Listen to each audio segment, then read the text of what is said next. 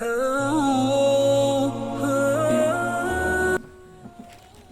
لله رب العالمين والصلاة والسلام على نبينا محمد وعلى آله وصحبه أجمعين أما بعد. Hier nous avons parlé sur l'adoration, ses mérites, son importance. Et comme on le sait tous et toutes, durant notre parcours, durant notre cheminement, nous allons commettre des erreurs. Le prophète alayhi salam, il dit kullu ibn adam khata' wa khayrul khata'un at-tawwabun. Tous les fils d'Adam, le prophète alayhi salam, dit tous les fils d'Adam sont pécheurs. Et les meilleurs des pécheurs sont les repentants. C'est pourquoi dans les stations spirituelles que les savants évoquent, il y en a une qui est extrêmement importante et nécessaire, qui ne se sépare jamais du cheminant et de l'itinérant. Cette station, c'est celle du repentir, la tawba. La station du repentir, elle est la première, elle concerne le néophyte, celui qui vient de commencer, mais aussi, elle fait partie également des stations médianes, mais aussi, elle fait partie aussi des stations finales. Comme il dit Ibn Qayyim, le serviteur reste dans cette position jusqu'à sa mort. Et même quand il veut passer d'une position à une autre, il l'emmène avec lui. C'est pourquoi Allah Azza wa Jal a donné cet ordre dans Surat An-Nur, qui est une sourate médinoise, où Allah subhanahu wa ta'ala s'adresse aux Sahaba, radiyallahu anhum, alors qu'ils viennent d'émigrer. Ils ont délaissé leur demeure, leur argent, ils ont subi ce qu'ils ont subi à Mecca, comme torture, comme attaque, comme stigmatisation. Après tous ces efforts qu'ils ont faits, Allah il leur dit وَتُوبُوا إِلَى اللَّهِ جَمِيعًا أَيُّهَا الْمُؤْمِنُونَ لَعَلَّكُمْ تُفْلِحُونَ. Repentez-vous tous, ô croyants, à Allah afin que vous récoltiez le succès. Donc tu vois bien que tout le monde est concerné par le repentir. Quand on parle du repentir, on ne parle pas seulement de celui qui commence dans le dîn. Quand on parle du repentir, nous sommes tous concernés par la tawba. Et nous devons tous renouveler la tawba. D'ailleurs même, quand les savants parlent du repentir, ils disent il y a le repentir des péchés. C'est celui qui est connu chez les gens du commun. Mais il y a aussi le repentir de l'inattention et de l'inaction. Et ce repentir-là, c'est celui de l'élite, les bien-aimés d'Allah, les gens éveillés. Beaucoup de gens ne connaissent pas ce repentir-là. Beaucoup de personnes, quand ils entendent le repentir, ils pensent que tu as commis une erreur. Mais il y en a d'autres, ils ont tellement le cœur empli de pudeur à l'égard d'Allah.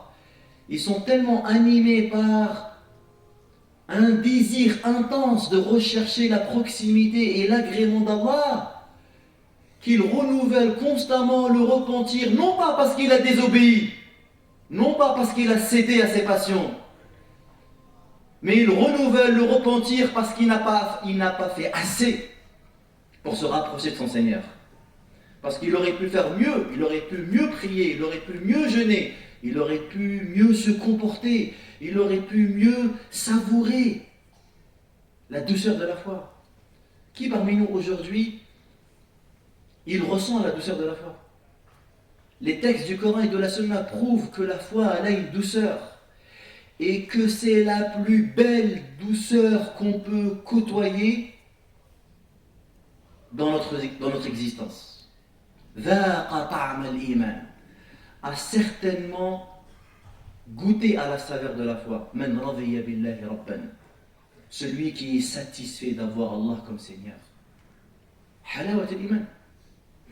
Souvent, quand on parle des conséquences du péché, nous, on voit seulement les conséquences matérielles et palpables.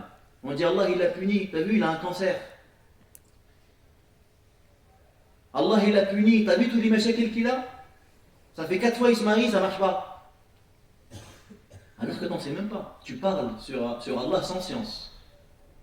Là t'es comme celui qui a dit à son frère, Wallah, la yaghfirullahu lak, Allah ne te pardonne pas.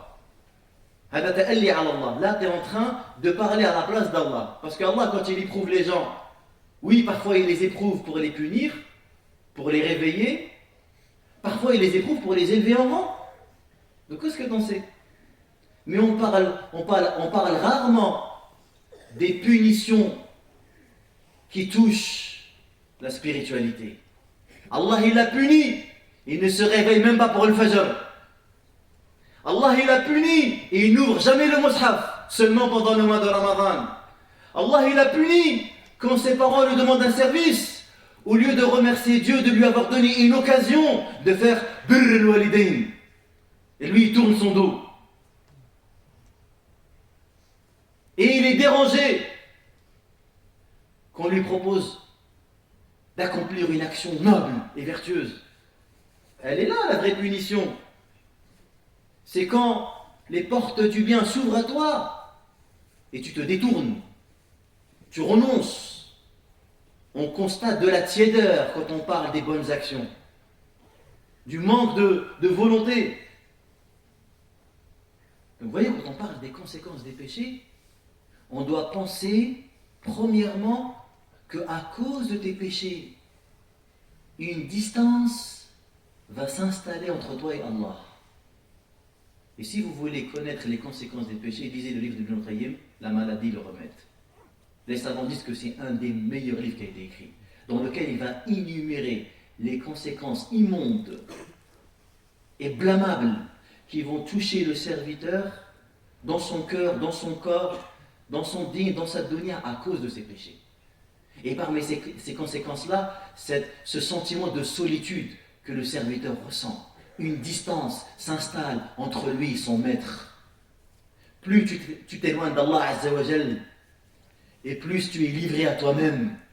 Et il n'y a pas de pire dans la vie que Allah t'abandonne, et que tu ne mérites pas, et que tu n'obtiens pas l'assistance et la bienveillance divine dans tout ce que tu entreprends. Et c'est pourquoi Nabi sallam avait enseigné à Fatima d'Anha ce dua lorsqu'il dit à Fatima, قولي إذا أصبحت وإذا أمسيت يا حي يا قيوم برحمتك أستغيث لا تكلني إلى نفسي طرفة عين.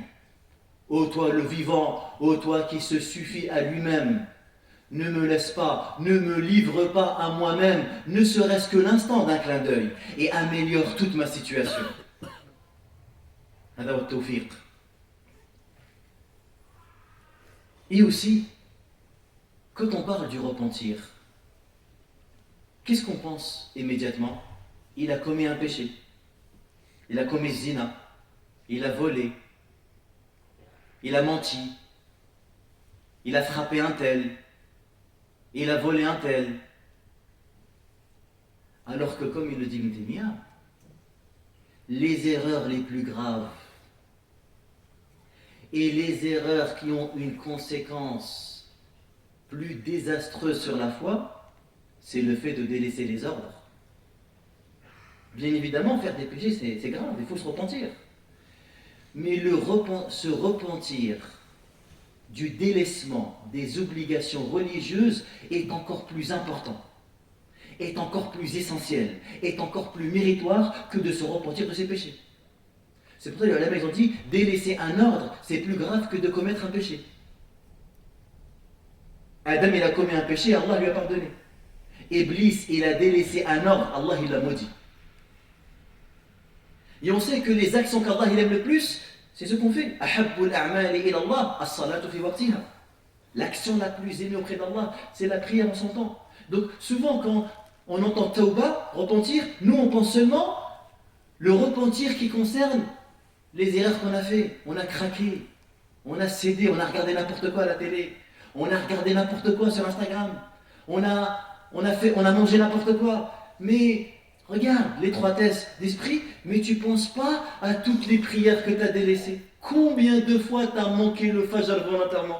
Combien de fois le Maghreb il a sauté à cause d'un match de Ligue des Champions? Combien de fois la zakat tu l'as pas donnée en te donnant de fausses excuses? Combien de fois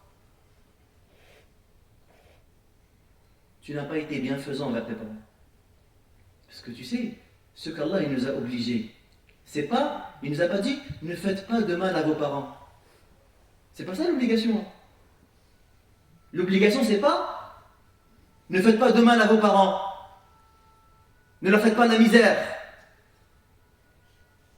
Ne les faites pas galérer. Non. L'obligation, l'injonction divine, c'est quoi? C'est vous avez l'obligation de pratiquer la bienfaisance. Ça, oui, je peux l'appliquer contre moi et toi. Moi, ce que Allah m'oblige, c'est que je ne te fais pas de mal. Je ne suis pas obligé d'être bienfaisant envers toi. Je ne suis pas obligé de te rendre des services, etc. Tu me demandes un travail, je te dis non, je suis désolé. Tu me dis, s'il te plaît, tu peux m'accompagner à l'aéroport? Non, je suis désolé, Khoya. J'ai d'autres trucs à faire. Ma mère, elle me dit, Waldi, demain tu vas à l'aéroport, je suis obligé de lui dire oui. En fait, elle n'aime pas me dire ça. Demain, je vais à l'aéroport. Ok, je m'arrange. وَبِالْوَالِدَيْنِ إِحْسَانًا وَقَضَى رَبُّكَ أَلَّا تَعْبُدُوا إِلَّا إِيَّاهُ وَبِالْوَالِدَيْنِ إِحْسَانًا. يعني الإحسان واجب. Tu es dans l'obligation de pratiquer la bienfaisance à l'égard des pères et des mères. Combien de fois on a délaissé ça? On est arrivé tellement à un niveau, c'est même pas on a délaissé l'obligation de pratiquer la bienfaisance. On n'a même pas épargné notre mal et notre ignorance à nos parents. Parfois tu vois des frères quand ils s'énervent, comment ils parlent à sa mère ou à son père. Tu cherches protection auprès d'Allah Azza wa Jalla contre cette bassesse et cette médiocrité. Et tu dis, est-ce qu'il a senti l'odeur de la piété, cet individu? Est-ce qu'il a déjà entendu que le paradis se trouve sous les pieds de la mer? Est-ce qu'il a entendu que, quand on a dit, Ya Rasulallah, Ya Rasulallah, quelles sont les actions les plus aimées auprès d'Allah? Il a dit, As-salatu fi waqtiha. On lui a dit, et puis quoi? Il a dit, Birrul walidain. On lui a dit, et puis quoi? Il a dit, Al-jihadu fi sabilillah. Le combat dans le sens d'Allah. Regarde la position de Birrul walidain. Est-ce qu'il a entendu un jour un homme est venu voir Abdullah ibn Abbas et lui a dit, Ibn Abbas, j'ai demandé une femme en mariage, sa mère elle a tout fait pour avorter le mariage, j'ai tellement été emporté par la rage et la colère, je l'ai assassiné et maintenant je regrette et je te demande, est-ce qu'il y a un moyen de me faire pardonner ce crime? Ibn Abbas il lui dit, A ummuka hayya? Ta mère est-elle vivante? L'homme lui dit non. Il lui dit, Taqarrab ila Allahi bima istata'at. Accomplis les bonnes actions que tu es en mesure de faire. Puis il est parti.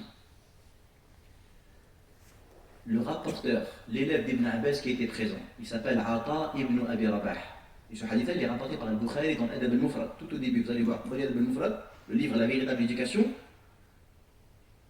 Al-Bukhari il le cite dès le début, parce que le premier chapitre de Al-Bukhari dans l'Adab c'est quoi? C'est Birr al-Walidayn. Direct. Ata, il est intrigué. Ya Ibn Abbas.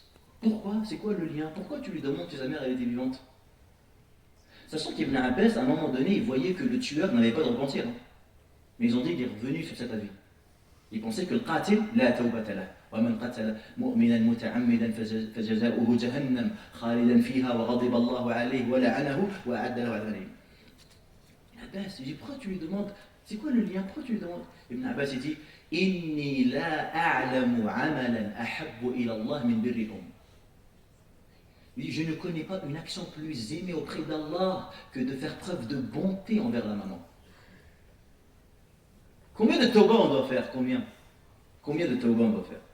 Ça pour vous dire que parler de la tawbah est une nécessité dans notre cheminement. Celui qui veut réussir dans sa vie, celui qui veut être digne de recevoir la baraka d'Allah, celui qui veut être digne que Allah il déverse dans son cœur la foi authentique, celui qui veut faire partie parmi les véridiques, celui qui veut qu'Allah soit tout le temps à côté de lui, tout le temps avec lui, il doit constamment renouveler la tawbah.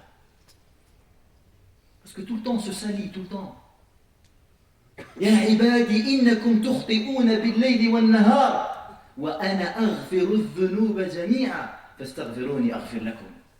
ô mes serviteurs, vous commettez des péchés matin et soir. Moi seul efface les péchés. Demandez-moi de vous pardonner et je vous pardonnerai. Tu as besoin de la tauba. Combien de péchés ont voilé ton cœur? Combien de péchés ils t'ont éloigné du chemin de la vertu? Jusqu'à présent, Allah Azza wa Jal, il ne t'a pas donné accès à certains degrés de foi parce que tu ne mérites pas. Ça fait 5 ans que tu n'as pas parlé à ta tante. Et Silat al-Rahim fait partie parmi les obligations et tu n'as pas encore fait tauba. Il y a encore plein de péchés qui sont là ils sont là comme un barrage, comme un obstacle. Du coup, tu fais des du'as, tu cherches à prendre le Coran, tu cherches à t'élever, tu stagnes. Il n'y a rien qui marche. Parce que tu n'as pas oublié de faire la tauba. Et nous, au lieu de penser à chercher, c'est quoi la tauba? Non, on cherche un ennemi extérieur. Qui m'a ayyen, qui m'a fait du suhour, qui m'a fait ça, qui m'a fait ci. Tu vois? C'est pourquoi, aujourd'hui, Inch'Allah Ta'ala, on va essayer de comprendre cette notion du repentir.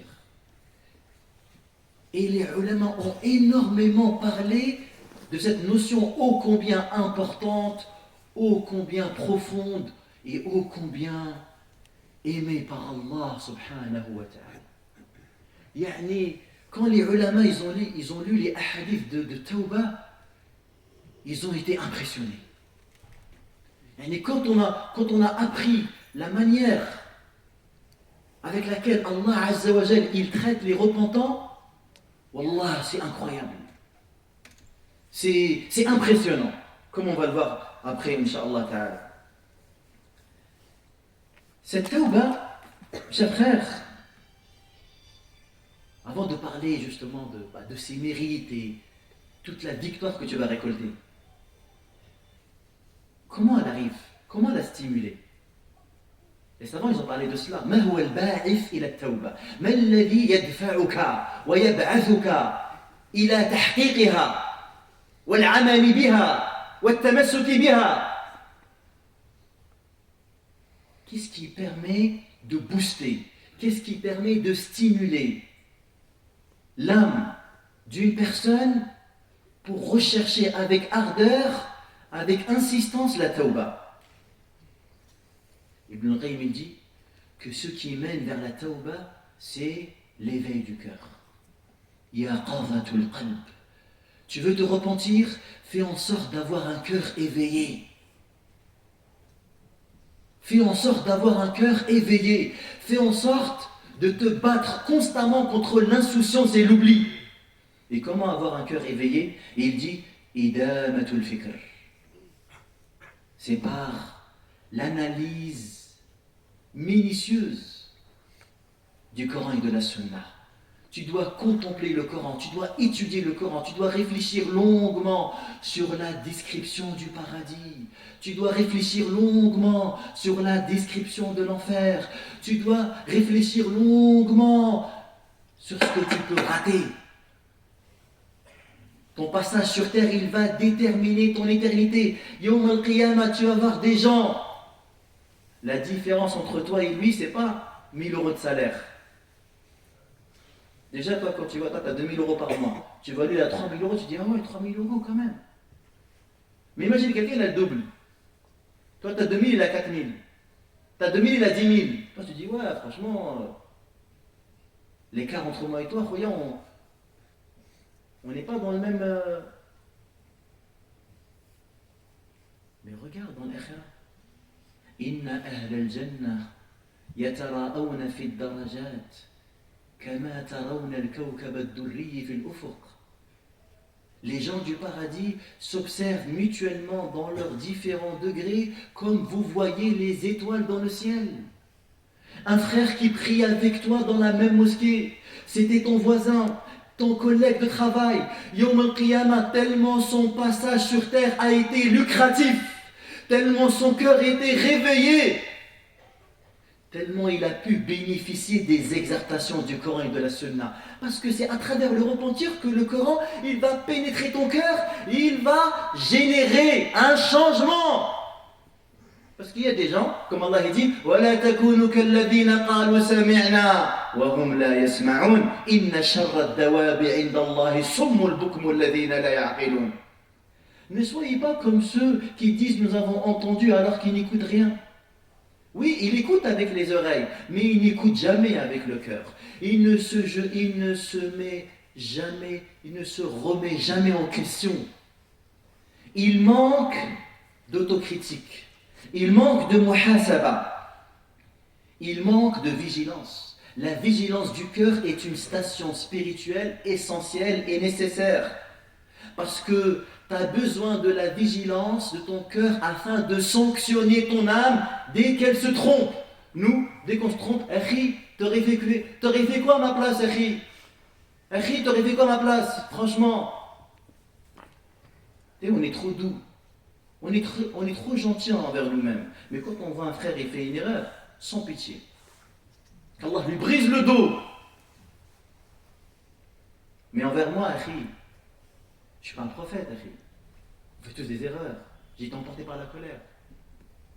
Un autre, qu'Allah lui brise, qu'Allah le maudisse. Inch'Allah fait nar jahannam bi'idhnillah.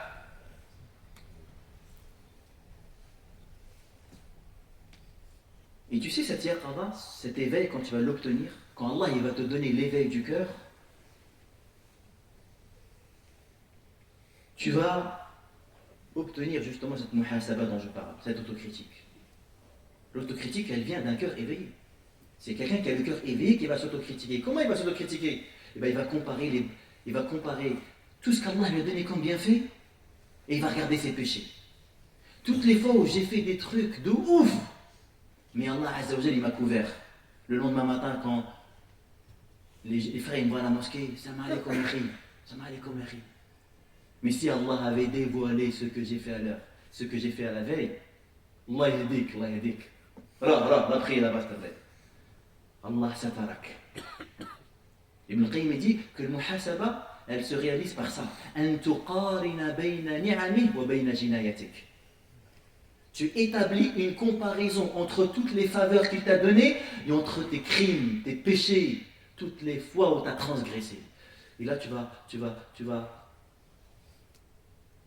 te rapprocher de la vigilance du cœur et de l'examen de conscience. Deuxièmement, il te dit, tu dois également savoir qu'est-ce que Allah il a comme droit sur toi. Et troisièmement, écoute ce qu'il dit, troisième pilier pour réaliser l'autocritique, il dit, toutes les fois où tu t'es moqué de ton frère à cause d'un péché qu'il a fait, alors ce péché, il va se retourner contre toi. Et là, les ulama, ils ont dit, il y a deux manières de comprendre cette parole. Ça veut dire quoi? Si je me moque du péché de quelqu'un, il va se retourner contre moi. Ils ont dit c'est de deux manières. Soit tu vas le faire, vas-y, dans 2 ans, dans 3 ans, on va voir. Allah yumhil wa la yumhil. Tu vas tomber dans le même piège, dans le même panneau. Et les gens ils vont rigoler sur toi comme tu as rigolé sur lui. Deuxièmement, comme ça c'est le hadith, la tashmut bi akhika fayu'afihi Allah wa yabtalik. Deuxième interprétation, ils ont dit que quoi? Ibn Qayyim dit, c'est quoi? Il dit ça veut dire que ton péché, le péché que tu as fait en te moquant de lui, est plus grave auprès d'Allah que le péché de cette personne.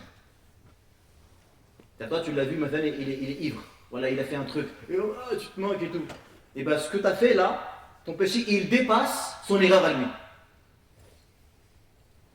Parce que ça ne peut émaner que d'un esprit arrogant. Quelqu'un qui se croit déjà au salut.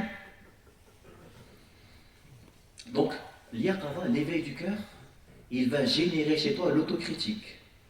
Deuxièmement, l'yaqada, elle va également te donner la volonté de te rattraper. Te rattraper. Tu voudras rattraper le temps perdu. C'est pourquoi les ulama, ils ont parlé d'une question dans le chapitre de Tawbah. Halul abdi ba'da tawbah. Quelle sera la situation d'une personne après le Tawbah? Exemple, toi tu étais bien dans le dîn, à un moment donné, tu as chuté. Tu as fait des trucs très graves. Tu t'es repenti. Ils ont dit comment il va être? Est-ce qu'il va être comme il était avant?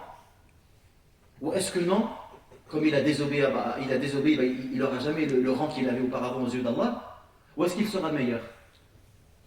Question très intéressante. j'étais dans le din, j'étais bien, j'ai commis une chose grave. Est-ce que après Tauba, je reviens comme j'étais? Moins bien ou mieux? Ibn Taymiyyah dit cela dépend des repentants. Et il y a des repentants qui reviennent, mais auprès d'Allah, ils ont un degré plus bas que celui qu'ils avaient avant le péché. Et il y a des repentants qui reviennent exactement dans le même rang dans lequel ils étaient avant. Et il dit, il y a des repentants qui reviennent encore meilleurs. Il y a un savant, il a donné un exemple. Regarde, il a dit quelqu'un, par exemple, il sort de chez lui pour aller au jama. Il veut arriver à la mosquée à 20h. Ok? Il sort de chez lui à 20h moins 20. Sur le chemin, il a rencontré un frère, il lui dit, Ri, j'ai besoin de toi, tu peux m'aider à, je sais pas, à pousser la voiture, etc. Donc il dit, ok, d'accord, je vais t'aider. Donc il a aidé son frère à pousser la voiture. Et quand il a terminé, il a pris du retard. Lui, il devait arriver à 20h. Donc il y a celui qui va garder la même allure avec laquelle il était sorti. Du coup, il va arriver trop tard. Il va arriver à 20h10. Parce qu'il a gardé la même allure. Il y a celui qui va accélérer un peu. Il va dire, ah, j'étais pris 5 minutes là en l'aidant, je vais accélérer un petit peu, comme ça je rattrape mon retard. Et donc il va arriver à 20h. Et il y a celui qui tellement il voulait arriver à 20h à la mosquée et qu'il a eu ce contretemps, il va tellement accélérer qu'il va arriver à 20h moins 10. Et le trajet qu'il devait faire en 20 minutes, il l'a fait en 10 minutes. Il sait exactement ce qu'il dit. D'ailleurs, quand il parle, il dit, il y a beaucoup de gens, ils pensent que celui qui est né musulman, il est meilleur que le converti. Il dit, ces gens-là, ils n'ont rien compris à la religion. La plupart des sahaba, ils ne sont pas nés musulmans. Et en parlant des grands sahaba comme Abu Bakr, Omar, Uthman, etc. Il dit, Al-ibratu bi kamal nihayat, la bi naqs al-bidayat. Il dit l'importance, elle réside dans la beauté finale et non pas dans l'imperfection du début. Elle est là, l'importance. Elle est dans la fin. Vous savez la petite graine là qu'on met sous terre là? C'est une graine. Mais quelques années après, quand elle est arrosée, quand on prend soin, ça devient un arbre immense qui nous donne des fruits divers et variés. Donc tu vois, il y a des gens en faisant tauba, il peut devenir meilleur que celui qui n'a jamais commis ces péchés-là.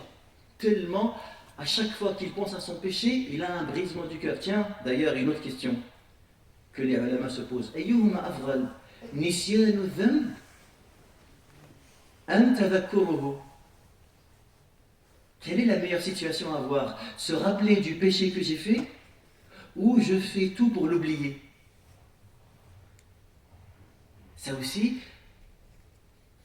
ulama, l'islam, les savants de l'islam, ils ont discuté sur cette question-là. Quelqu'un, il y a 10 ans, il a fait des trucs pas bien. Est-ce que le mieux, c'est qu'il se rappelle de ce qu'il a fait, ou le mieux, c'est qu'il fasse son maximum pour dissiper, pour faire disparaître à jamais ces souvenirs-là? Eh bien, Ibn Qayyim, quand il parle de cette question-là, il dit, ça dépend. Il dit, quand tu ressens que tu commences à t'enorgueillir, tu commences à sentir l'autosatisfaction, tu commences à sentir la vanité et la fatuité, et moi, Khoya, ça fait 10 ans, sauf l'awwal, Khoya, t'as commencé à prier quand, Khoya? انتم بديتوا تصليوا البارح وليتوا تعلموا فينا. Hein? Quand tu commences à voir que tu commences à dériver, tu commences à t'éloigner, rappelle-toi de tes péchés. Mets-les entre tes yeux. Rappelle-toi des crimes et des manquements et des transgressions et des péchés que tu as faits pour donner un peu d'humilité, pour regarder les gens avec l'œil de la rahma. N'oublie pas, t'étais comme lui, Khoya. Là, n'oublie pas que c'est Rabbi qui t'a sauvé. N'oublie pas que tu étais un délinquant il y a quelques années. N'oublie pas ce que tu veux, n'oublie pas. Pour te rappeler de la faveur divine. Tu vois?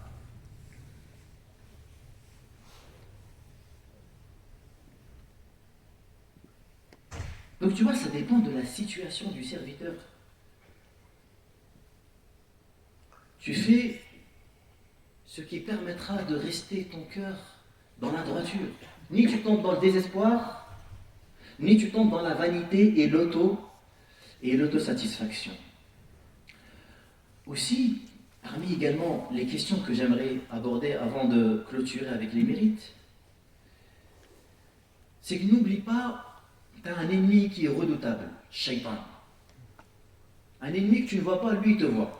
إِنَّهُ يَرَاكُمْ هُوَ وَقَبِيلُهُ مِنْ حَيْثُ لَا تَرَوْنَهُ. Et ce Shaitan-là, il a un plan. Il a un plan qui met en exécution. Il cherche justement à t'éloigner de la droiture et de l'authenticité de la foi. Et son plan, il a lieu comme suit. Premièrement, il va chercher justement à te retirer cette foi. Il voudra que tu deviennes kafir, incroyant.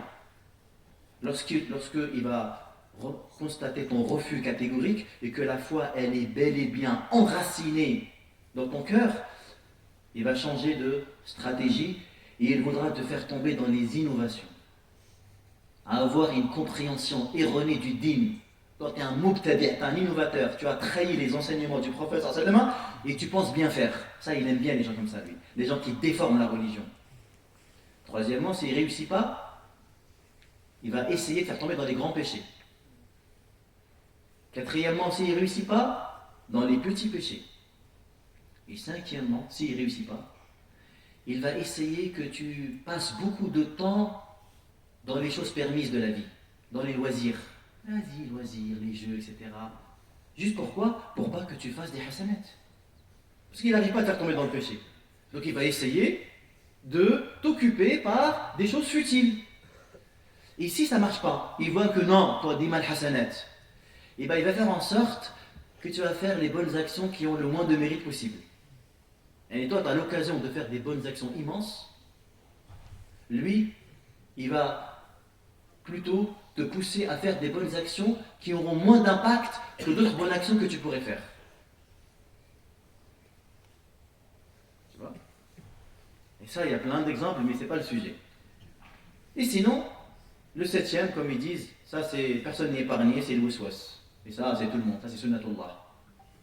Il va t'envoyer son armée avec les waswas, cherchant à semer la tristesse dans ton cœur. C'est pourquoi il ne faut jamais l'écouter et toujours chercher refuge auprès d'Allah subhanahu wa ta'ala. Et là, je finis par vous parler justement de cette réussite, de cette beauté, parce que effectivement, le repentir est une cascade de beauté. Regardez tout ce que Allah subhanahu wa ta'ala promet. Regardez, méditez, réfléchissez toutes les promesses divines que Allah subhanahu wa ta'ala a fait à ceux qui ont l'humilité, à ceux qui reviennent à Allah Azza wa Jal en toute sincérité et qui cherchent à réparer leurs erreurs avant qu'il soit trop tard, quelles que soient les fautes, quelles que soient les erreurs, quels que soient les péchés. Celui qui revient vers Allah subhanahu wa ta'ala, Allah il est tellement clément, tellement miséricordieux, tellement bienveillant qu'il tend sa main le soir pour que le pécheur du matin se repent. Il tend sa main le matin afin que le pécheur du soir se repent, et ce jusqu'à la fin de l'heure. Allah subhanahu wa ta'ala promet à celui qui a commis les péchés, à celui qui a désobéi, Allah lui promet le pardon, quelle que soit la gravité, quels que soient les péchés qu'il a fait. قُلْ يَا عِبَادِيَ الَّذِينَ أَسْرَفُوا عَلَى أَنفُسِهِمْ لَا تَقْنَطُوا مِنْ رَحْمَةِ اللَّهِ إِنَّ اللَّهَ يَغْفِرُ الذُّنُوبَ جَمِيعًا إِنَّهُ هُوَ الْغَفُورُ الرَّحِيمُ. Dis ô mes serviteurs qui avaient commis des excès à leur propre détriment, ne désespérez pas de la miséricorde d'Allah, car Allah efface tous les péchés. Et le Menaoui, il rapporte l'unanimité des savants que ce verset a été révélé sur les pécheurs qui se repentent. Et c'est pas tout. Allah subhanahu wa ta'ala dans le Coran, il promet que celui qui se repent, que celui qui revient sur le droit chemin, il devient le bien-aimé d'Allah. Tu deviens le bien-aimé d'Allah. Tu deviens l'allié d'Allah. Allah il annonce la nouvelle, il dit Inna Allah yuhibbu at-tawwabin wa yuhibbu al-mutatahhirin. Certes, Allah il aime les repentants. Et il aime ceux qui se purifient. Allah il t'annonce, ô toi qui étais loin d'Allah, ô toi même qui combattais la religion d'Allah, ô toi même qui insultais son Seigneur, il te promet que si tu te repens, en quelques secondes, tu deviens son bien-aimé, tu deviens son allié. Et c'est pas tout. Regardez ce que le Nabi sallallahu alayhi wa sallam dans le hadith rapporté par l'imam Muslim, une information qui a impressionné les gens de science. Ibn al-Qayyim, lorsqu'il rapporte ce hadith, il dit وَهَذَا هُوَ السِّرُّ الْأَعْظَمُ الَّذِي لَا تُحِيطُهُ عِبَارَةٌ وَتَعْجَزُ عَنْهُ كُلُّ إِشَارَةٍ. Il dit voilà le secret dont la langue est incapable de verbaliser. Lorsqu'il parle du hadith dans lequel le Nabi sallallahu alayhi wa sallam dit Allah se réjouit du repentir de son serviteur plus qu'une personne qui est partie dans une terre désertique avec son chameau ayant sa boisson et sa nourriture. Et voilà que cette personne, durant son trajet, égare son chameau et il égare sa nourriture. Et tellement il est désespéré, il va chercher l'ombre d'un arbre afin de s'allonger pour mourir tranquillement. Et en ouvrant les yeux, il remarque que son chameau est revenu devant lui avec toute sa nourriture et toute sa boisson. Et tellement il est emporté par la joie, il va dire Allahumma anta abdi wa ana rabbuk. Oh Allah, tu es mon serviteur et je suis ton Seigneur. Il va commettre ce lapsus tellement il est emporté par la joie. Et le prophète de l'islam nous informe que Allah, le puissant, celui qui n'a nullement besoin de ses créatures, quand celui qui combattait sa religion, quand celui qui refusait de croire en lui, quand celui qui délaissait ses obligations, quand celui qui transgressait ses limites et sa loi, quand cette personne-là décide de revenir, se repentir pour suivre le droit chemin, pour suivre le chemin de la piété, le chemin qui va lui procurer bonheur et félicité, Allah va se réjouir, Allah va être content, plus que cette créature qui vient de retrouver la vie. Regardez la bonté divine. Comment on ne peut pas vénérer notre Seigneur lorsqu'on entend tel propos? Comment est-ce que ces mots-là ne changent pas les cœurs endurcis? C'est là où tu comprends que les péchés, on a trop dépassé les limites. Quand tu vois que des paroles comme ça laisse des gens insensibles. Et déjà, ils vont rentrer là, ils vont continuer leur vie. Il va continuer à fumer, à boire, il va continuer à ne pas prier à l'heure, il va continuer à ne pas parler à sa femme, pas parler à son père, pas parler à sa mère, il va continuer à vendre de la drogue, il va continuer à tricher, il va continuer... Ça ne lui fait rien. Il est insensible alors qu'il entend des paroles véridiques. Regarde. Innaha la ta'mal absar, walakin ta'mal qulub allati fi as-sudur. Ce n'est pas les yeux qui s'aveuglent, mais c'est bel et bien les cœurs qui se trouvent à l'intérieur des poitrines. Des gens ne veulent pas cesser leurs crimes, ne veulent pas arrêter de désobéir, ne veulent pas arrêter de commettre le mal, alors qu'ils sont capables de le faire. Non. C'est pas tout. Allah subhanahu wa ta'ala également, il promet de purifier le cœur du repentant. Inna al-abda idha adnaba dhanban nukita fi qalbihi nuktatun sawda. Il dit, quand le serviteur commet un péché, un point noir s'installe sur son cœur. Et s'il se repent, son cœur se purifie. Allah, il te promet la pureté du cœur quand tu te repens sincèrement. Et c'est pas tout. Allah Azza wa Jal, il promet aux repentants le paradis. Il leur promet que Yawm al-Qiyamah, quand ils viendront dans Ard al-Mahshar, là où l'obscurité va s'abattre sur le monde entier, sur toutes les personnes, Allah va lui promettre que sa lumière sera intense et qu'elle va jaillir par sa droite, elle va jaillir par sa gauche, elle va jaillir au-dessus de lui, en-dessous de lui. يا أيها الذين آمنوا توبوا إلى الله توبة نصوحا عسى ربكم أن يكفر عنكم سيئاتكم ويدخلكم جنات تجري من تحتها الأنهار يوم لا يخزي الله النبي والذين آمنوا معه نورهم يسعى بين أيديهم وبأيمانهم يقولون ربنا أتمم لنا نورنا واغفر لنا إنك على كل شيء قدير. Et je vais t'étonner, je vais terminer par cette information. Regarde comment le repentir il est facile. Regarde qu'est-ce qu'il faut pour que Allah il efface son péché. 3 choses. La première, c'est la plus importante, le regret. Le regret, le brisement du cœur, le sentiment de culpabilité. Car le mec, il a bu pendant 40 ans. Il sait que la chose est haram. Pendant 40 ans, Il est en train de jouer au bingo, tiercé, paris sportif. Il sait que c'est haram, mais il aime trop l'argent. Il sait qu'il n'y a pas de baraka. Mais c'est pas grave, j'aime trop l'argent. Jahil, tu vois, aveuglé. Oui. Il regrette, premièrement. Deuxièmement, il arrête. Troisièmement, il promet de ne plus recommencer. Qu'est-ce qui va se passer? Allah lui pardonne. Et vous savez, quand j'étais en train de citer les mérites, j'ai oublié une promesse incroyable. J'ai parlé qu'Allah il efface les péchés. J'ai dit qu'Allah il va l'aimer. J'ai dit qu'Allah il va purifier son cœur. J'ai dit qu'Allah il va faire entrer au paradis.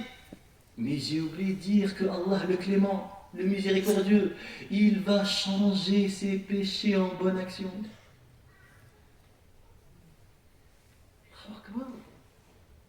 Il a 1 milliard de péchés. Il a fait tauba, t'as 1 milliard de bonnes actions. Ouais, mais après, tu parles des petits péchés. Ben écoute ce qu'Allah dit dans le Coran. وَالَّذِينَ لَا يَدْعُونَ مَعَ اللَّهِ إِلَهًا آخَرَ. Ceux qui n'invoquent pas d'autres divinités à part Allah. Et il ne faut pas le shirk. وَلَا يَقْتُلُونَ النَّفْسَ الَّتِي حَرَّمَ اللَّهُ إِلَّا بِالْحَقِّ. Ils ne tuent pas l'âme que Allah a interdit de tuer. وَلَا يَزْنُونَ. Ils ne commettent pas l'adultère. T'as les 3 plus graves péchés. وَمَنْ يَفْعَلْ ذَلِكَ يَلْقَى أَثَامًا. Celui qui commet ceci, il a commis un énorme péché. يَلْقَى أَثَامًا يُضَاعَفْ لَهُ الْعَذَابِ. Le châtiment lui sera multiplié. وَيَخْلُدْ فِيهِ مُهَانًا. Et il restera éternellement humilié en enfer. Écoute la suite. إِلَّا مَنْ تَابَ. Sauf celui qui se repent. وَآمَنَ. Et il croit. وَعَمِلَ عَمَلًا صَالِحًا. Et il accomplit des bonnes actions. فَأُولَٰئِكَ يُبَدِّلُ اللَّهُ سَيِّئَاتِهِمْ حَسَنَاتٍ. Cela, Allah changera, Allah transformera leurs mauvaises actions en bonnes actions. Ma akram Allah. Ma arham Allah. Comment après tout ça, mes frères, on peut adorer un autre qu'Allah? Comment lorsqu'on a ça dans la tête, on peut chercher quelqu'un d'autre à part cet être parfait, sublime, qui nous suffit? Hasbi Allah wa ni'mal wakil. Tu le dis avec le cœur. Donc je reviens. Comment effacer un péché? Regretter, arrêter, promettre de ne plus recommencer. Il a bu, il a commis zina, il a délaissé la prière, il a fait. Regretter, arrêter, et tu as la ferme résolution de ne plus jamais recommencer. Allah pardonne tout. Il y a une 4e condition qu'il faut rajouter. Si ton péché c'est un préjudice, tu as agressé quelqu'un, tu l'as volé, et bien là il faut racheter ton erreur. Là il faut s'excuser, il faut rendre ce que tu as pris. S'il est mort, tu donnes à ses héritiers.